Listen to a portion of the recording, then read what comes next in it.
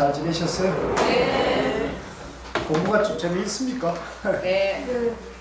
이거는 그 일상에도 굉장히 도움이 되는 얘기이기 때문에요.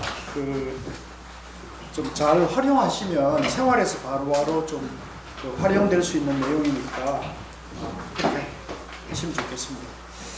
자, 오늘 공부할 범위는 41쪽 대중을 받드는 요점을 말하다 부분부터 하겠습니다. 이 설립모음이 양이 꽤 되거든요.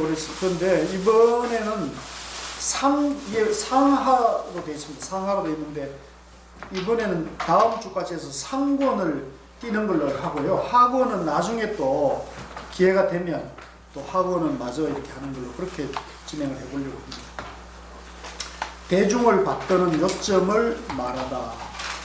법원 녹공. 이 법원 스님은 임재종 스님입니다. 여기 지금 나오는 스님들은 대부분 다 임재종 스님들이 주로 나왔는데요. 실제 이 시대가 되면 그 선교에서 선이 거의 주류가 되어버립니다. 선이 주류가 되고 선 중에서도 이제 오가가 나오잖아요. 임재종, 뭐 조동종, 운문종 이런 게 나오는데 천년 무렵에 가면 서기 천년 무렵에 가면은 임재종이 거의 주류가 돼요. 임재종이 거의 득세를 해버려요. 그러니까 뭐 오늘날도 그렇지만 사업을 하더라도 잘 되는 쪽으로 쫙 몰리듯이 이 선도 큰 인물이 많이 나는 큰 도인이 많이 나는 종파로 확 인재들이 못 쏠리는 현상이 나타나죠. 그래서 거의 임재종이고 그래서 지금 여기에 그 설림 보훈도 거의 임재종 조사들의 그 수행과 일화가 주로 담겨 있습니다. 옛 스님은 스승을 가까이 모시고 벗을 골라 사귀며 밤낮으로 감히 게으르지 않았으니 부엌에서 밥 짓고 절구질하며 남몰래 천한 일을 하는 고생까지도 꺼려하지 않았다. 이런 부분이 이제 조사들의 그 수행과 삶이 그대로 드러나는 겁니다. 부엌에서 밥 짓고 설구질하고 천한 일 하는 것을 꺼려하지 않았다. 그래서 근세도 우리 도인들 보면은 화장실 청소나 그 공양간에서 공양주 노릇하는 것을 자원하는 경우가 많았거든요. 그런 것들도 다 이제 이런 그 대중을 받드는 천한 일을 하는 것이 수행이라는 걸 알았기 때문에 그렇습니다. 나도 섭성귀성 스님에게 있으면서 이 섭성귀성 스님은 이제 법원 스님의 스승입니다. 이런저런 일들을 다 해본 적이 있는데 한 번이라도 이해관계를 따지고 잘잘못을 비교하는 마음이 있었더라면 정법을 어기느냐 따지느냐를 구차하게 대충 넘어가면서 못할 짓이 없었을 것이다. 우선 자기 처신이 바르지 않다면 어떻게 도를 배울 수 있겠는가.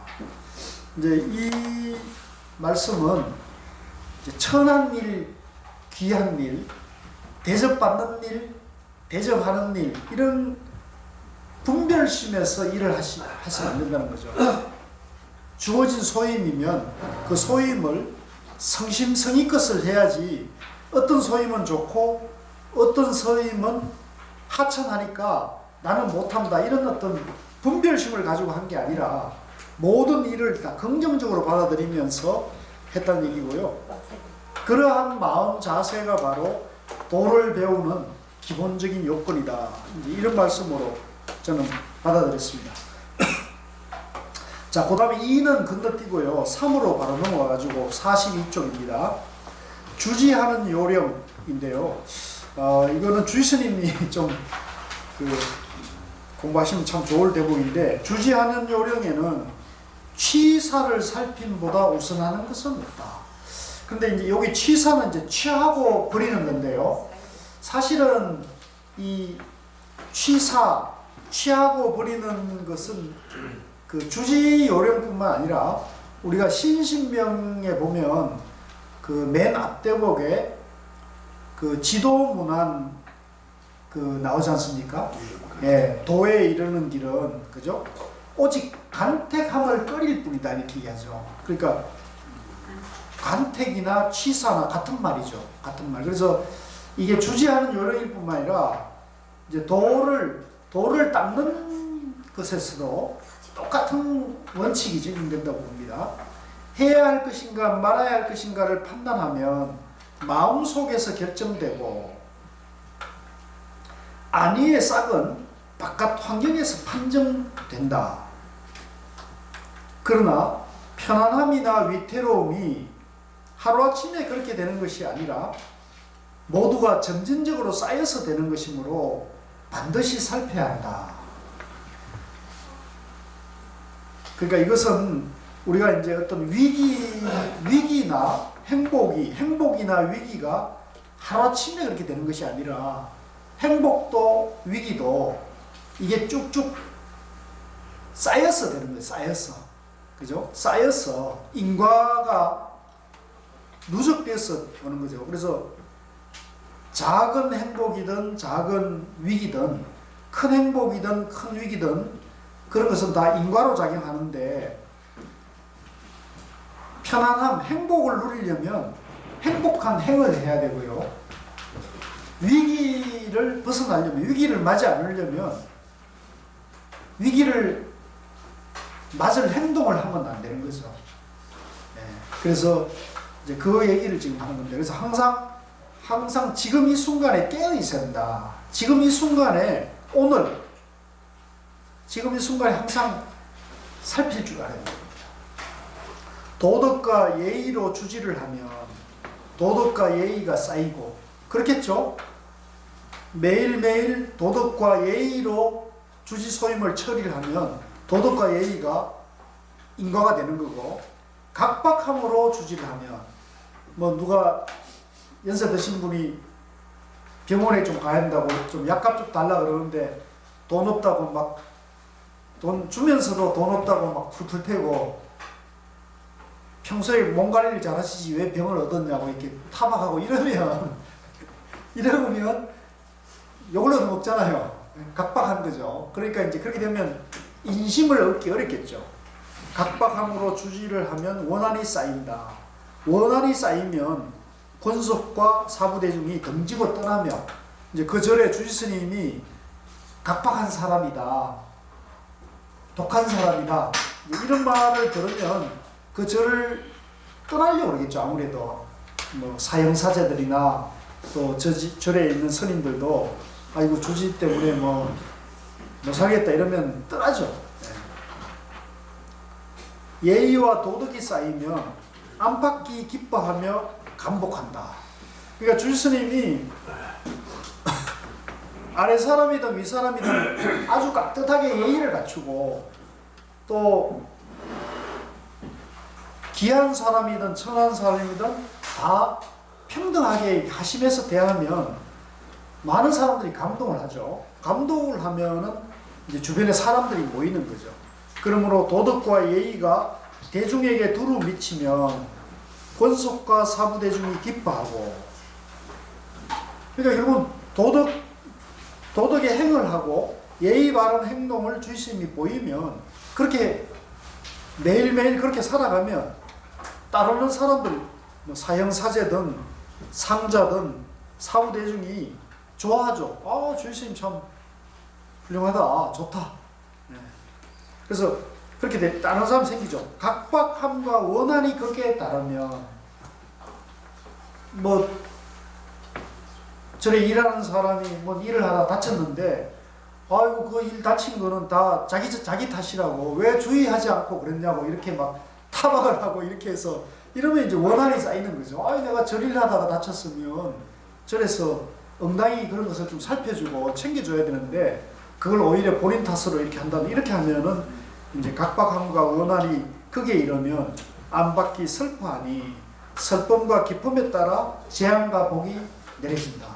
결국은 사람들이 이 재앙은 결국은 사람들이 원한이 쌓이잖아요. 원한이 쌓여가지고 가서 주지심이 어려운 일이 생겨도 아이고 그건 주지 복이지 뭐 인과지만 이렇게 해가지고 자기 일처럼 생각하지 않죠. 그런데 만약에 예의와 바른 행동을 하는 주의심이면 주의심이 어려운 일이 당하면 자기 일처럼 나서서 돕고자 하고 발벗고 해결해 주지 않겠습니까? 그래서 여기는 지금 주지 스님의 주지 사리에 대해서 얘기했지만 사실은 이거는 우리 인생살이하고 똑같다고 저는 생각이 듭니다. 안 그렇습니까? 네. 그 다음에 43회 네 번째로요. 주지하는 데는 세 가지 요령이 있으니 어짐과 총명함과 용기이다. 어진 자는 도덕을 행하여 교화를 일으키고 상하를 편안하게 하여 오가는 사람들을 기쁘게 한다. 총명한 사람은 예의를 지키고 안위를 식별하며 훌륭한 자와 어리석은 자를 살피고 시비를 분별한다. 용기 있는 사람은 과단성 있게 일을 처리하고 결단했으면 의심치 않으며 간사한 일을 제거하고 말만 잘하는 일을 반드시 멀리한다. 어질기만 하고 총명하지 못하면 마치 밭이 있어도 갈지 않는 것 같고 총명하기만 하고 용기가 없으면 싹은 자라서나 김을 내주지 않는 것 같다.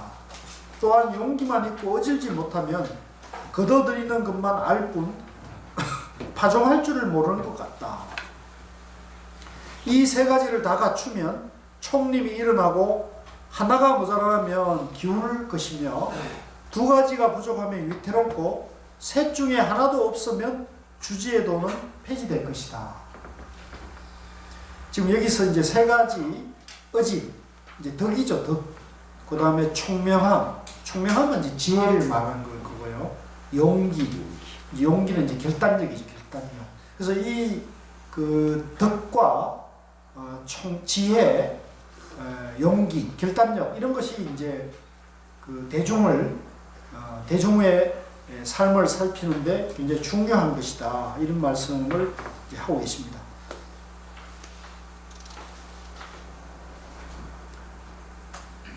그 다음에 이제 그 45 지혜로움과 어리석음, 훌륭함과 불초함은 마치 물과 불이 한 그릇에 섞이지 못하며 추위와 더위가 동시일 수 없는 것 같으니 이는 대체로 타고난 분수가 그러하기 때문이다. 이 부분은 이제 잘 새겨야 되는데 이게 운명론적인 것이 아니라 지혜로움과 어리석음, 훌륭함과 박복함 이런 것은 좀 대체로 좀 타고나는 것이 아니냐 이제 이런 얘기를 하고 있는 거예요. 타고나는 것이 아니냐. 그래서 이제 요거는 이제 잘못하면 운명론 쪽으로 받아들이는데 이제 운명론적인 건 아니고요. 좀 근기가 있다 이렇게 볼 수 있겠죠. 자, 44쪽 넘어와가지고요. 훌륭하고 지혜로운 인재는 순수하고 아름다우며 단정하고 도터워 도덕과 인의만을 생각한다. 그리하여 모든 언행에서 혹 대중의 뜻에 부합되지 못할까 또는 사물의 이치를 깨닫지 못할까를 염려할 뿐이다.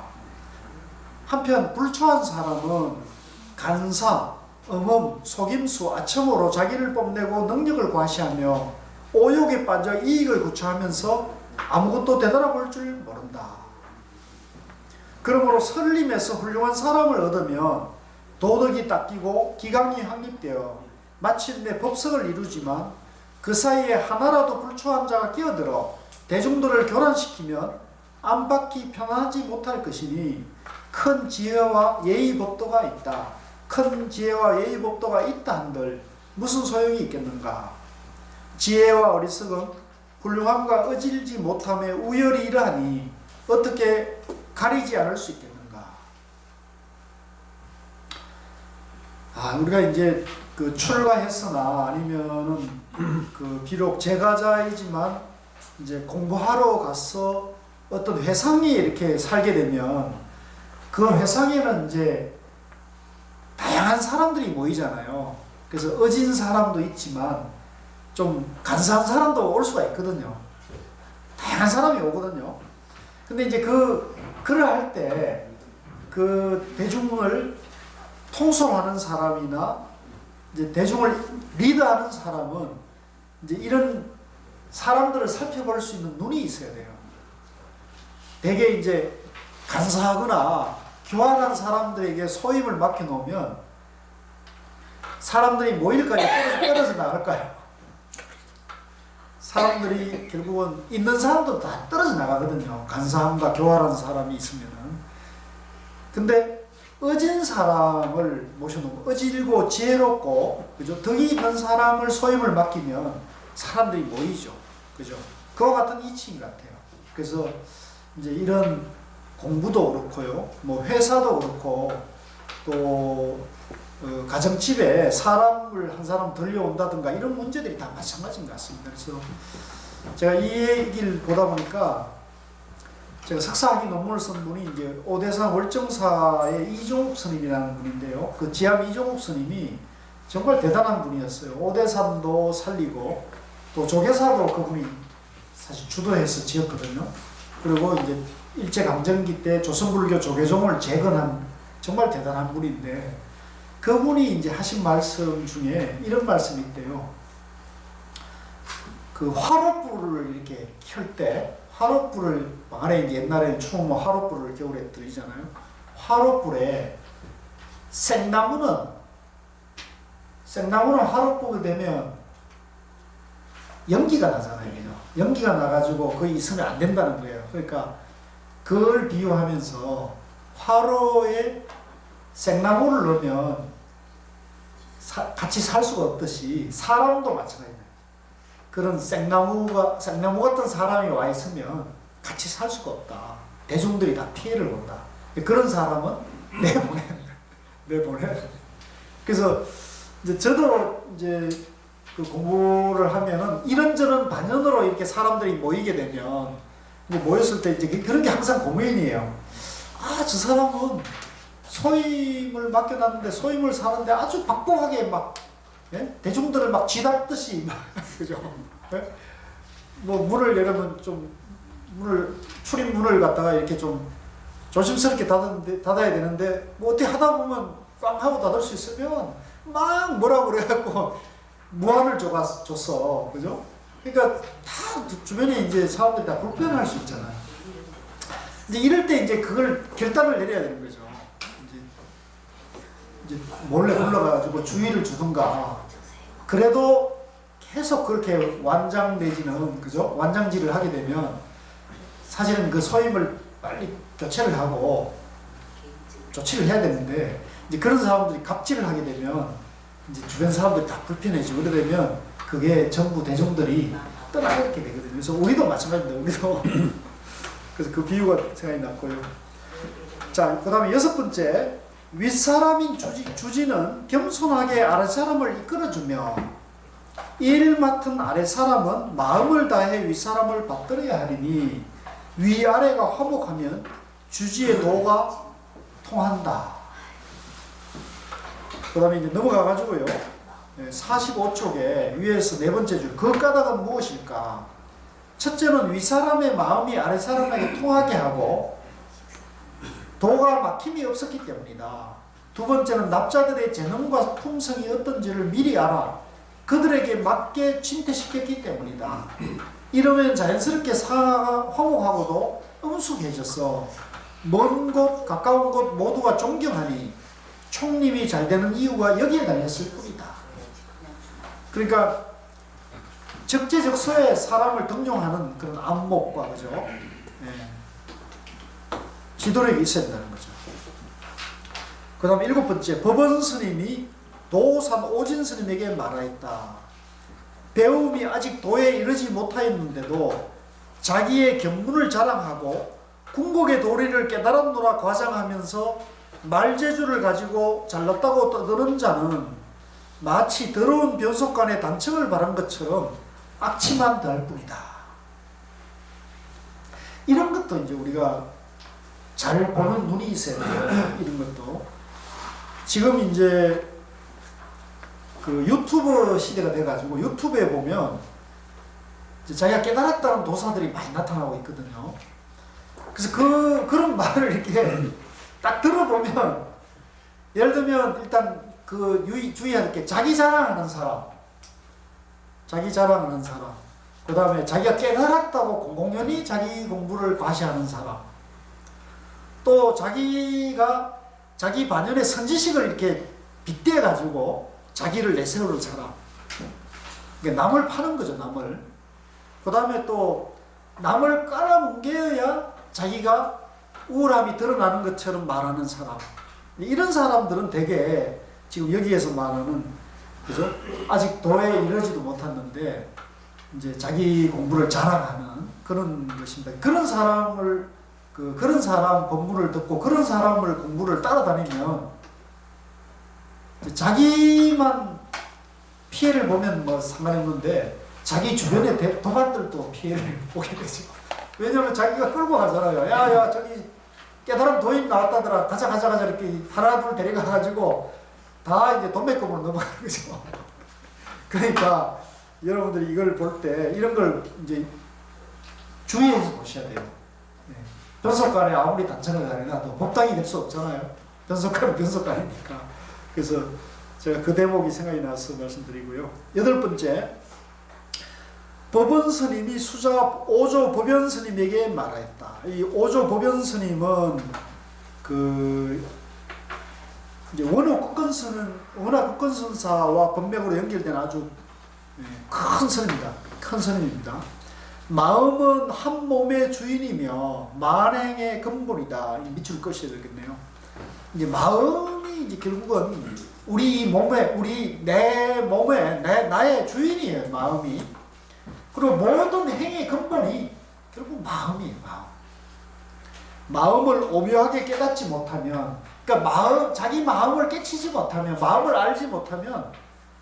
자기 마음을 알지 못하면 허망한 생각과 지혜로운 생각을 알 수가 없죠. 굉장히 중요합니다.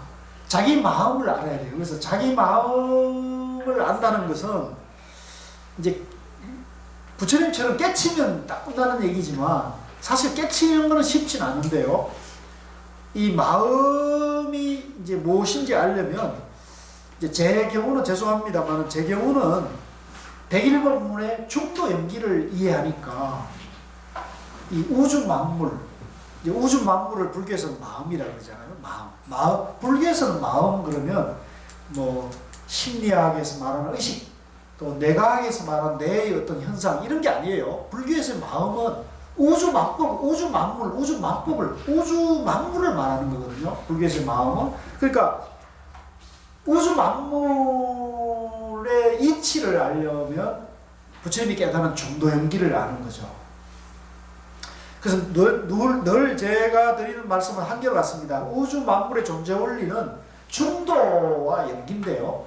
이 중도와 연기를 이제 생멸로 보는 견해와 진여로 보는 견해, 이게 이제 다른 거예요. 그래서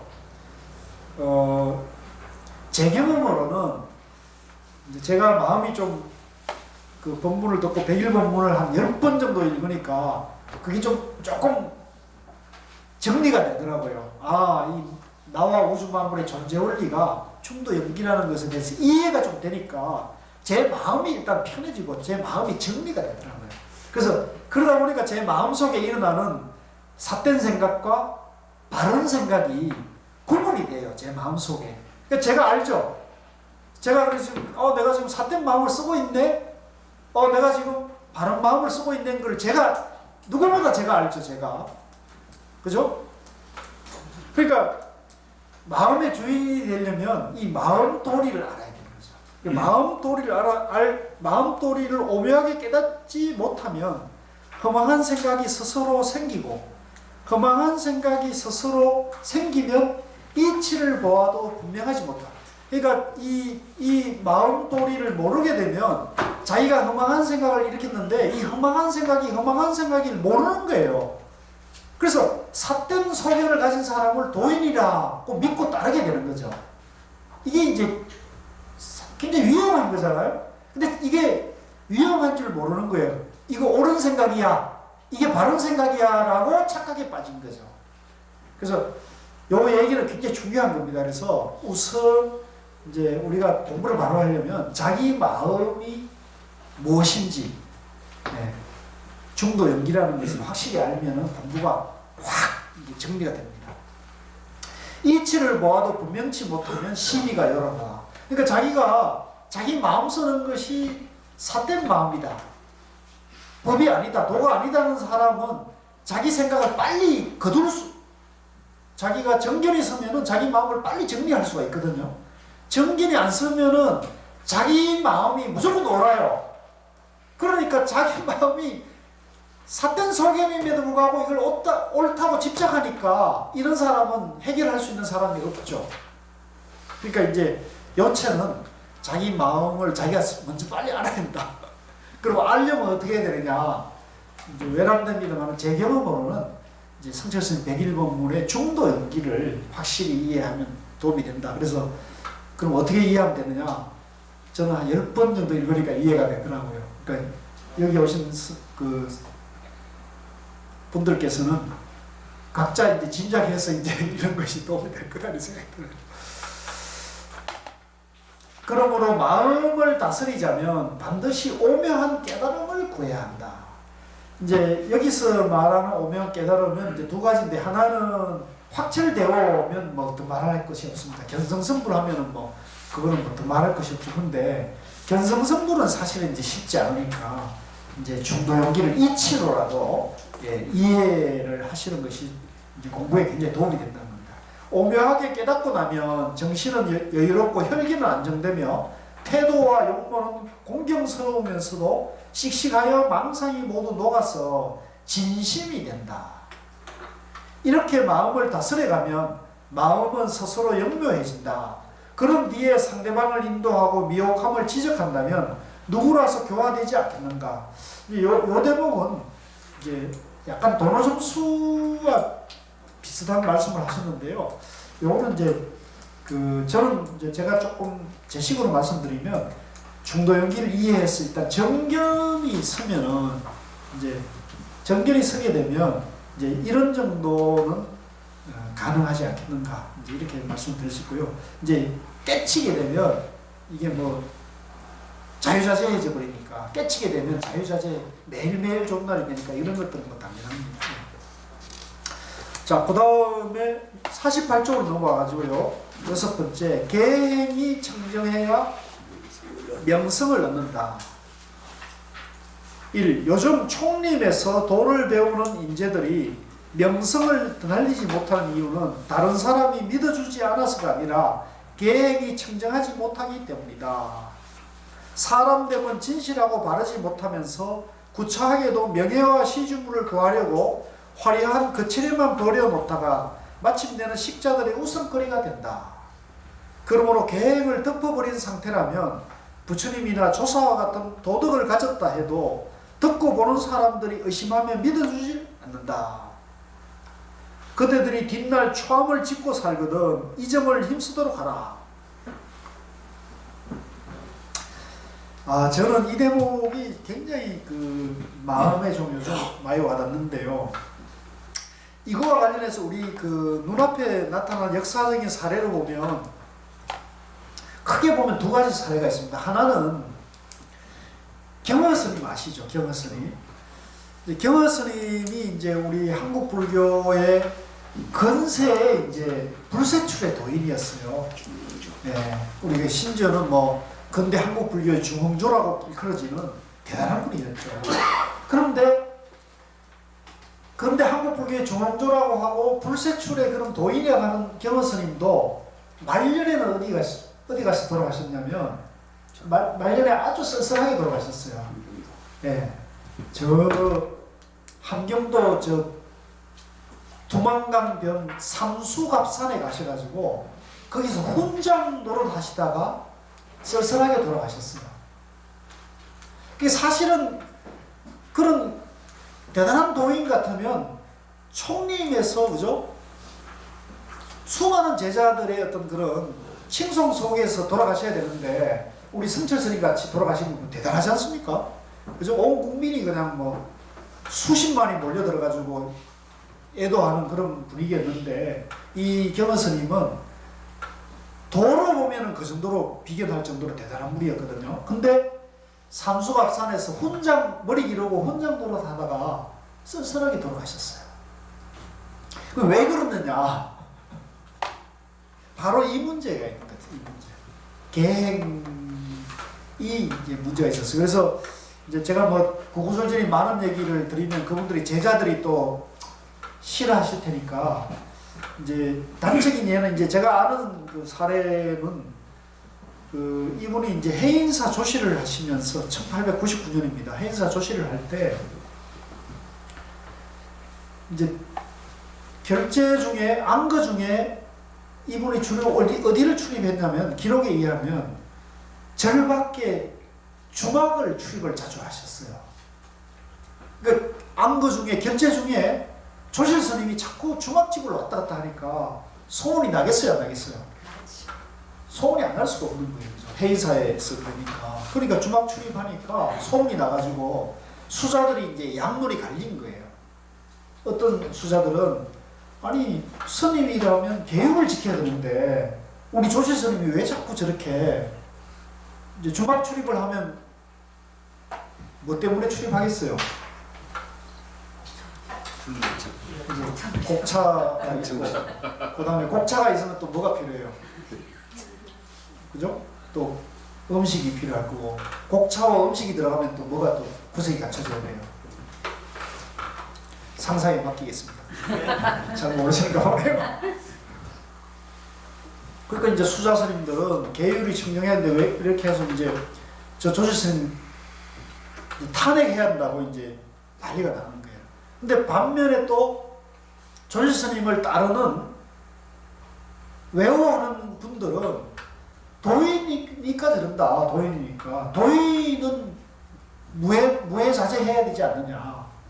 그건 경계로 보면 안 된다. 우리 경계로 보면 안 돼. 도인은 그 경계를 추월하는 거니까. 그래야 도인 아니냐. 이렇게 해서 이제 양론이 있었던 거예요. 그러니까 이거는 사실 우리도 지금 그런 문제들이 논쟁이 있을 수 있거든요. 그래서 결국은 이제 이 경호 스님도 해인사에 오래 못 계시고요. 이제 해인사를 떠날 수밖에 없었죠.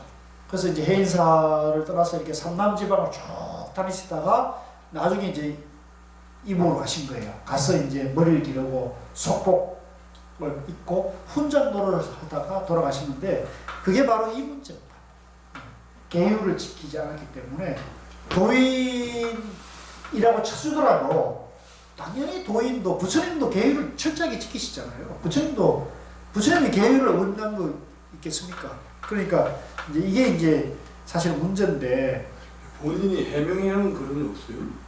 저도 그까지 이야기는 뭐 여러 군데서 봤는데 해명을 하셨을 거 아니에요. 뭐 그거 해명 자취를 감추는. 예. 해명을 할 수가 없죠. 계율이 어긋나는데 사람 사는. 그 해명하면 더 이상하지 않을까요? 그럼 그 이상. 근데 해명을 안 했다는 이야기는 그만큼 한 수 위에서 내려다 봤다는 이야기일 수가 있죠. 그럴 수도 있죠.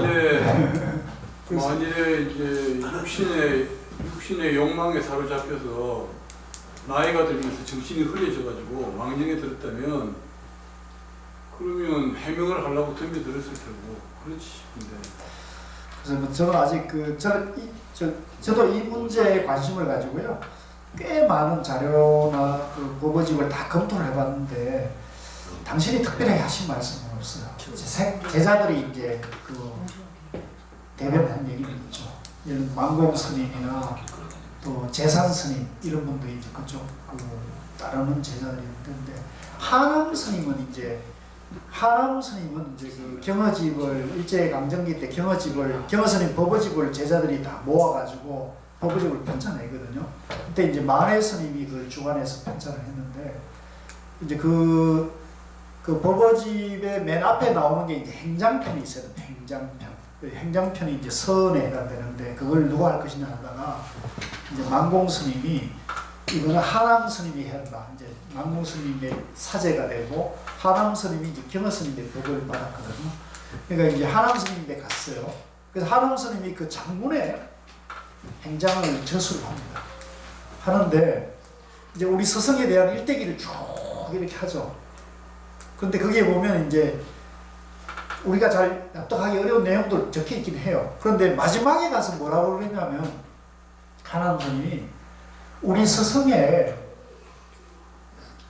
법은 따를지언정 행은 따라서는 안 된다 이렇게 얘기를 해놨어요. 네.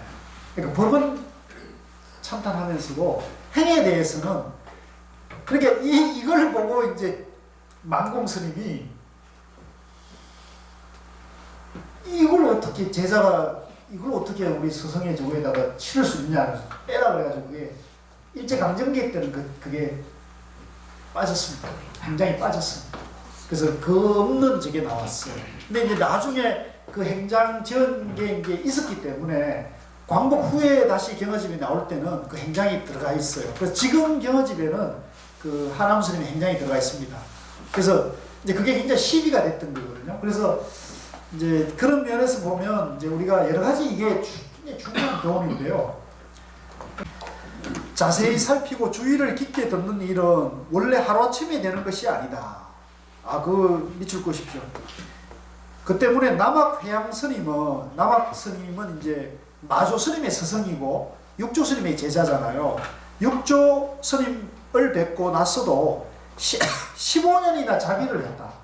이걸 제가 이번에 이걸 보면서 처음 알았는데 이 남학 스님도 육조 스님 밑에서 15년 동안 자비를 했다는 거예요. 자비. 참 대단하지 않습니까? 또 마조 스님도 이제 마조 스님은 남학 스님의 제자죠. 마조 스님도 남학 스님을 10여 년이나 모셨던 것이다. 옛 성인들이 도를 전수하고 받는 일은 실로 천박한 사람으로서는 감히 할 수 없었다는 사실을 이로써 알 수 있다. 그거 보면 육조 스님은 8개월 오조 스님 밑에서 8개월 행자생활 만에 도를 전수받았잖아요. 그러니까 육조 스님은 그저 먹었네요. 이 남학 스님은 15년, 마조 스님은 10년이나 그 모시고 사셨다니까 대단한 거잖아요. 그러니까 이런 시절 인연이 결국은 남학 마조를 거치면서 이 성문이 확 피거든요. 마조 스님 밑에 이제 약 100여 명의 큰 도인이 나왔다거든요.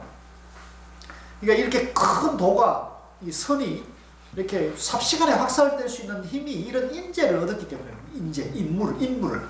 그러니까 우리도 인재원이 지금 사실은 우리가 이렇게 경전 공부하고 참선 공부를 하는데 인재원도 사실은 사람을 얻어야 되는 거죠.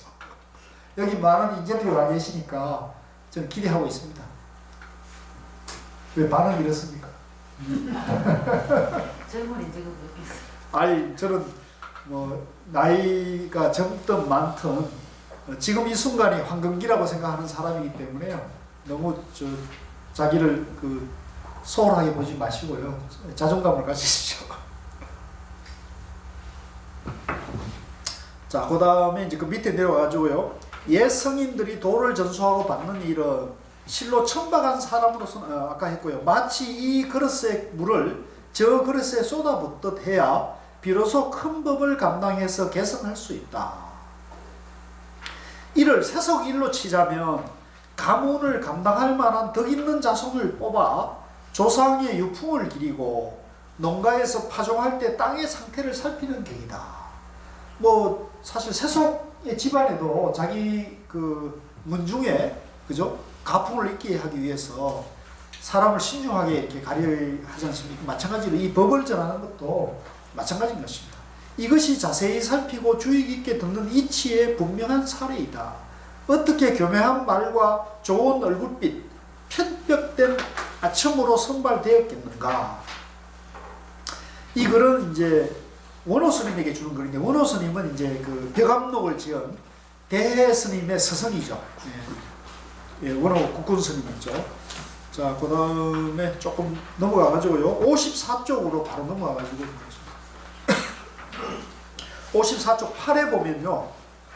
법연 스님은 제도를 해나갈 만큼 절개와 의리를 가진 납자에게는 방 안에서도 음하게 거절하며 말과 얼굴빛을 꾸미지 않았다. 한편 편협되게 삿되게 아침하고 하는 짓이 외람되고 점스러워 가르치지 못할 자를 더욱 애지중지하였으니 재밌죠? 절개와 의리를 가진 인물인 납자는 아주 냉철하게 대하고 아첨하고 좀스러운 사람은 굉장히 유해졌다는 거예요. 애지중지했다. 이거 우리 좀 배워야 될 것 같아요. 저는 반대거든요. 저는 그러고 보니까 반대 같네요. 하는 짓이 외람되고 좀스러워 가르치지 못할 자를 더욱 애지중지하였다. 이럴 수 있을까요? 사람들은 이해할 수가 없었다. 아, 스님의 처신에는 반드시 도가 있었으리라. 그러니까 법연 스님은 이런 처신을 하셨는데 원호 스님을 얻었거든요. 원호 국건 스님을 얻었는데 원호 스님은 또 대해 스님을 얻었어요. 그래서 오늘날 우리가 가나성 그러면 대해 스님을 최고의 스승으로 치거든요. 그러니까 이 법연, 원호, 그 다음에 대해로 이어지는 이 처신을 보세요. 그죠? 이게 재밌는 처신이에요. 그러니까 아주 하찮고 아첨하고, 예? 아주 예? 정말 좀스러운 그런 사람은 애지중지하고, 그죠? 인물이 되는 사람은 아주 엄하게 했다는 거죠. 여기서 이제 우리가 좀 여러 가지로 도에 대해서 생각을 좀 해봐야 될 것 같아요. 9. 옛사람은 자기 허물 지적받기를 좋아하고 덕담을 들으면 기뻐했다. 이것도 참 중요한 얘기 같아요. 자기 허물을 얘기해주는 얘기를 좋아합니까? 좋아해요.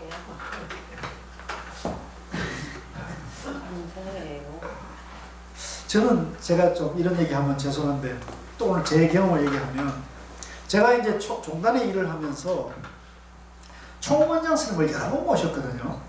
제가 총무원장 스님을 여러 번 모셨는데 아주 가까이서 모셔요. 기획실에 뭐 이제 머리 기른 사람으로서는 이제 제가 가장 고위직이었고 연봉이 가장 비싼 사람이었는데 제가 가장 충격적이었던 거는 한 번 어떤 원장 스님이 오셨는데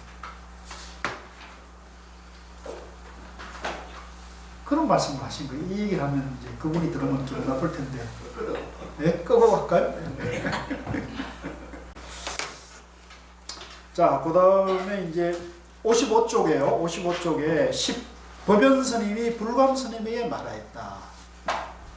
주지의 요점은 대중에게는 능덕하게 하고 자기 처신은 간소하게 하는 데 있다. 이것도 굉장히 중요해요. 그러니까 이 리더는요, 대중들을 항상 이렇게 위해주면서 대중들에게는 베풀어야 돼요. 근데 자기는 좀 절대 사치하거나 좋은 거 쓰면 안 돼요. 그럼 주지스님 그거 쓰면 금방 오거든요.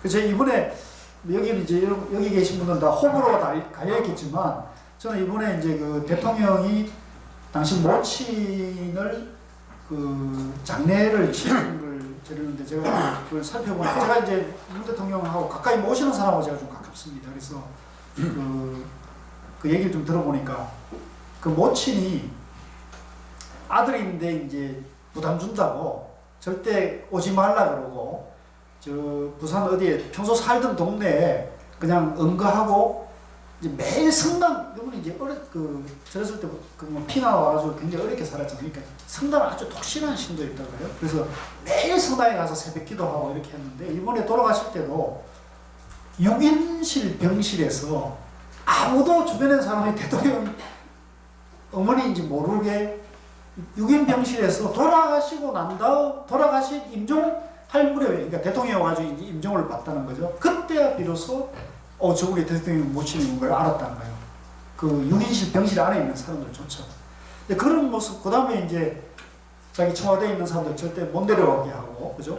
또 여당 사람들도 문상을 안 받고, 야당이 문상을 온다니까 그거는 또 받아주고, 이런 모습을 보고, 또 그 장례식 그 연구차가 우리 그 시중에서 흔히 말하는 그 뭡니까? 서비스, 상조 서비스체에서 하는 그거 있잖아요. 뭐 대통령 무슨 저런 게 아니고 상장례 회사에서 내는 그거 불러가지고 그냥 이렇게 보이는 그런 모습들은 저는 보기가 괜찮대요. 저는 오히려 전직 대통령은 뭐 그 병동 그 병실 한 층을 전부 사람 못 쓰게 하고 자기만 그 병실 그 한 층을 전부를 다 쓰게 하고 이런 모습 또 오히려 배려해 주고요. 대통령이 그렇게 해주래라 이렇게 하고 뭐 허리 아프다니까 책상 의자 넣어드리고 그렇게 함에 비해서 본인의 저거는 6인실 병실에도 나는 그런 것들이 오히려 저는 우리나라 앞으로 우리나라 지도자들이 가야 될 하나의 저는 덕목이 아니겠는가 그런 생각이 좀 들어봤었어요. 그래서 그런 모습들은 저는 좀 우리가 좀 한번 뭐 호불호를 떠났어요. 뭐 정치적인 견해를 떠나서 삶의 모습으로서도 저는 한번 생각해 볼 필요가 있겠다는 생각을 했습니다. 그래서 지금 그 내용입니다. 주지의 요점은 대중에게는 넉넉하게 하고 자기 처신은 간소하게 하는 데 있다. 그 나머지는 자잘한 일은 그리 신경 쓸 것이 없다. 제가 이제 그 외람됩니다만은 그 청와대 살림을 살고 있는 그분하고 친구예요, 제가. 근데 그 양반이 이제 제가 가끔 이제 지금도 있으면 가끔 이제 밥을 먹어요. 밥을 먹는데 그 양반이 그러는 거예요. 나는 자기가 거기 불려갈 때까지 대통령 한 번도 만난 적이 없고 전화 한 통화 한 적이 없대요. 근데 대통령 당선되고 그 다음 날인가 갑자기 전화가 왔는데 청와대에 오셨는데 이제 그 양반은 기재부에 이제 국장급을 하고 있었는데 갑자기 청와대 나를 왜 청와대에 오냐고. 자기는 무슨 경제비서관이나 뭐 이런 걸 부른 줄 알았대요. 자기 가는 게 소임이 뻔하잖아요. 근데 갑자기 청와대 살림을 산다고 해요. 내가 왜 이걸 그 이제 대통령이 만나가지고 이제 자초지종을 하니까 당신은 평생 공무원을 했고 이 청와대 살림을 내가 내 채권을 시키면 돈을 그죠? 이제 팔이 안으로 굽는다고 그죠? 돈을 함부로 쓰게 되면 이게 나중에 분명히 문제가 되지 않겠나. 그러니까 오히려 평생 공무원을 한 사람이 살림을 공정하게 하는 사람이 필요하니까 당신이 좀 맡아달라고 부탁을 받았다 그러더라고요. 그러니까 사실 평생 공무원 한 사람이 대통령이 그걸 부탁하는데 알 수가 있습니다. 그래서 그 얘기가 하는데 저는 그런 처신이 저는 이런 부분하고 맞닿아 있는 것 같아요. 그래서 매우 정성 들여 사람을 채용하고 정중한 쪽으로 말을 가려 쓰도록 주의해야 한다. 말이 정중하게 보이면 주지는 자연히 존대받고 대중에게 정성을 쏟으면 대중이 저절로 감동한다. 주지가 존대받으면 근엄하지 않아도 대중이 복종하고 대중이 감동하면 명령하지 않아도 일이 저절로 된다. 그리하여 자연스럽게 훌륭한 사람, 어리석은 자가 각각 속마음을 틀어놓고 크고 작은 일에 모두가 자기 힘을 분발하게 된다. 그러니 세력을 가지고 위협하며 몰아붙여서 어쩔 수 없이 따르게 하는 것과 어찌 만배 차이 뿌리겠는가. 그러니까 이거는 이제 세력을 만들거나 이런 것이 아니라 자기 처신으로, 행으로, 그죠? 자기 스스로 대중의 모험이 되는 것이 굉장히 중요하다는 거죠. 10일 법연 스님이 곽공보에게 말했다. 사람의 마음은 일정하게 지키는 바가 없어 바깥 사물에 따라 날로 변한다. 예로부터 불법이 용성하고 쇠퇴하는 데는 운수 때문이기도 하나 흥하고 쇠하는 이치는 다 교화에 달려있다. 저는 요 대목을 보니까 좀 마음에 좀 아잔하더라고요. 지금 우리나라에 지금 모든 종교가 이제 좀 쇠퇴하고 있는데 모든 종교가 지금 어려워지고 있죠. 근데 불교도 마찬가지잖아요. 출가자가 급감하고 있고 또 절이 요즘 다 살림이 다 어려워지고 있다는 거예요. 신도들이 줄고 있고. 그래서 불법이 용성하고 쇠퇴하는 데는 운수 때문이지만 흥하고 쇠하는 이치는 이 교화의 문제가 있습니다. 교화. 56.